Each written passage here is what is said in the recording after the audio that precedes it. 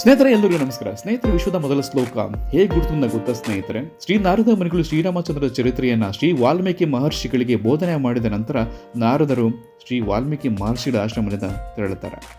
ತದನಂತರ ಸ್ನಾನ ಮಾಡಿ ಪೂಜೆ ಮಾಡೋ ಒಂದು ಉದ್ದೇಶದಿಂದ ಶ್ರೀ ವಾಲ್ಮೀಕಿ ಮಹರ್ಷಿಗಳು ತನ್ನ ಶಿಷ್ಯನಾದ ಭರದ್ವಾಜನ ಜೊತೆಯಲ್ಲಿ ಆ ಒಂದು ನದಿಯ ಹತ್ತಿರ ಸ್ನಾನ ಮಾಡೋಕ್ಕೆ ಆಶ್ರಮದಿಂದ ಹೊರಗಡೆ ಬರ್ತಾರೆ.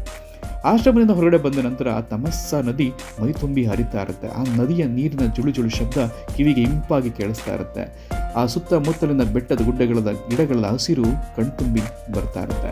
ಹೂವಿಗಳು ಹರಳಿ ಆ ಪುಷ್ಪಗಳಿಂದ ಬರ್ತಕ್ಕಂಥ ಸುವಾಸನೆ ಸುಮಧುರವಾದ ಒಂದು ವಾತಾವರಣವನ್ನು ಕ್ರಿಯೇಟ್ ಮಾಡಿರುತ್ತೆ.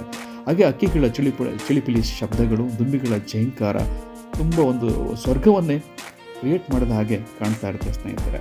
ಅದೇ ಸಮಯದಲ್ಲಿ ಮೇಲ್ಗಡೆ 2 ಕ್ರೋಚ ಪಕ್ಷಿಗಳು ಹಾರಾಡ್ತಾ ಇರುತ್ತೆ. ತಕ್ಷಣ ಒಬ್ಬ ಬೇಡ ಒಂದು ಪಕ್ಷಿಗೆ ಗುರಿಯಿಟ್ಟು ಹೊಡಿತಾನೆ.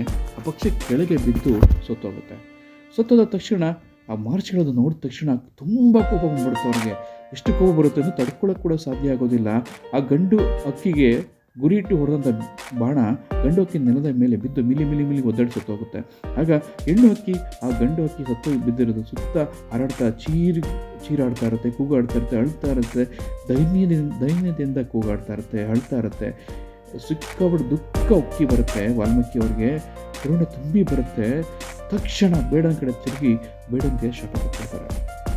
ಮಾ ನಿಷಾದ ಪ್ರತಿಷ್ಠಾಂ ಕಮಾಕಮಂ ಶಾಶ್ವತಿ ಸಮ ಯತ್ಕೌಂಚ ಮಿಥುನಾದೇ ಕಾಮ ವದಿ ಕಾಮ ಮೋಹಿತಂ.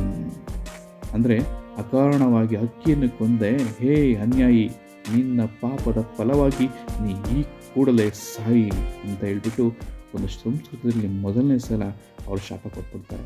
ಒಂದು ಕ್ಷಣ ಅವ್ರಿಗೆ ಆಶ್ಚರ್ಯ ಆಗುತ್ತೆ. ಶಿಷ್ಯ ಭರದ್ವಾಜನ್ ಕೂಡ ಹೇಳ್ತಾರೆ, ಶಿಷ್ಯ ನೀನು ಗಮನಿಸ್ತಾ? ಏನು ಸ್ವಾಮಿ ಭರದ್ವಾಜ ಕೇಳ್ದ?